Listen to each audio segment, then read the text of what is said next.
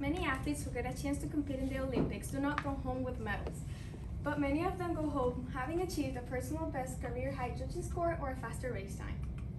Take Eddie the Eagle, the British athlete who competed in the 1988 Winter Olympics, as an example.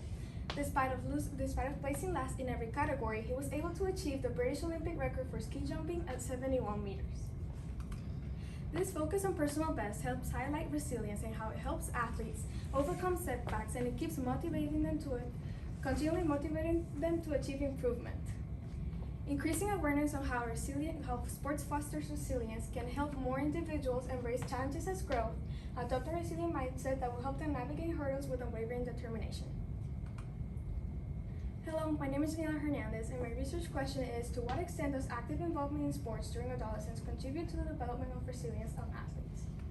My argument is that engaging in sports during adolescence has been shown to foster resilience because it equips teenagers with invaluable coping skills, stress management, and a robust self-esteem.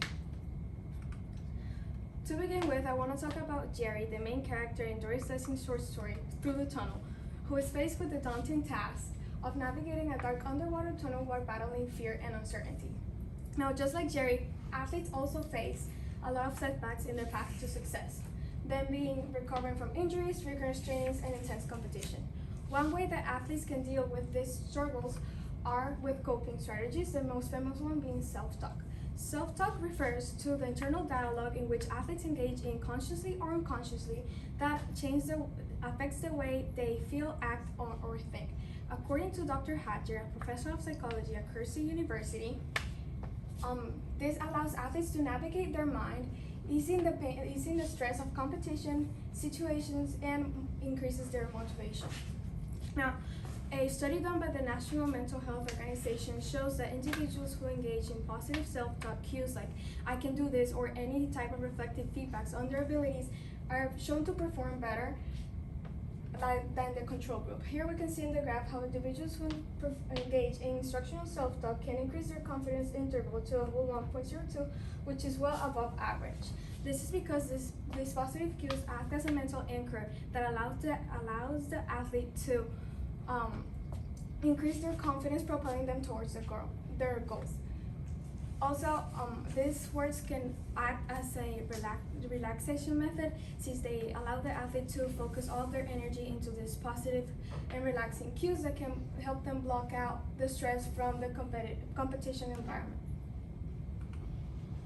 Furthermore, even though many people think that sports can add into the stress level of athletes, the reality is quite different, since sports offer a very effective method of dealing with stress, which also increases the athlete's resilience.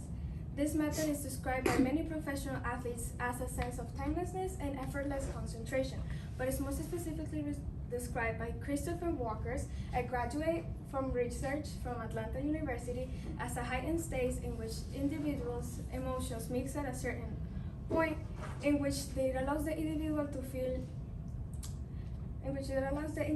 to feel at a high capability at a certain activity. As we can see in the graph, your emotions are at an equal level that allows the individual to engage in the flow channel. This is very useful to increase resilience because it can help athletes eliminate self-doubt, therefore increasing their performance and their motivation to keep going. This method is not only used by amateur athletes, it's also used by many pro athletes like Michael Jordan. His coach, George Milford, back in 2017, stated in an interview that he helped Michael's team with a tailored program that was highly influenced by the flow method, which allowed them to tap into the mental resilience, their focus, and their unity, and therefore achieving greatness in the sport of basketball. Another great example is the Olympic athlete Simone Biles, who in the article Simone Biles, the most human being should courage, they explained that she decided to withdraw from the Tokyo 2020 Olympics, and even though she knew that this decision would gain her a lot of criticism, she decided to push through it with her mental resilience to achieve a greater good, which was her stable mental health that would allow her to perform better in the future. Lastly, self-esteem also plays a huge role in sports.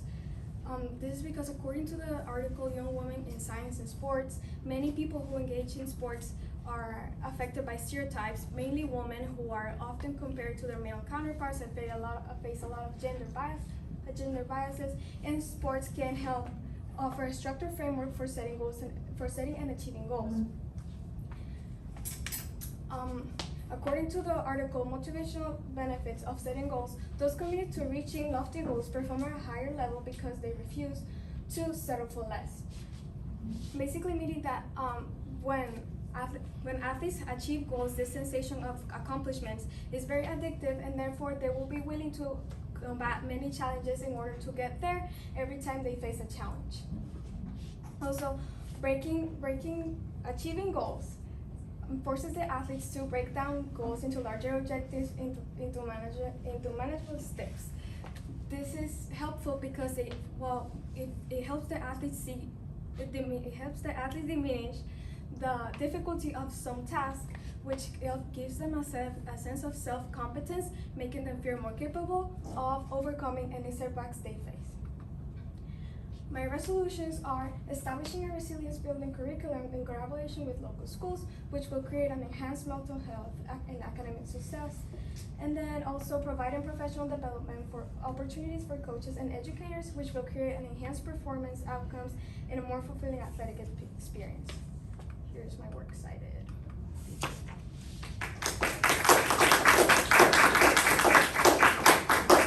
All right, Danny, 2 questions for you. First up, my hands would work. How valid and reliable were the sources that you used, and then how do you know they were? I think they were very reliable because I looked only for academic journals and peer-reviewed documents, and also many of the sources I used were interviews by the athletes, so it was a first-person point of view. All right, and if you had more time, what additional research would you conduct related to this issue? I would have conducted more research on the flow effect, like if every individual can engage in it, or if it's only for a certain amount of time.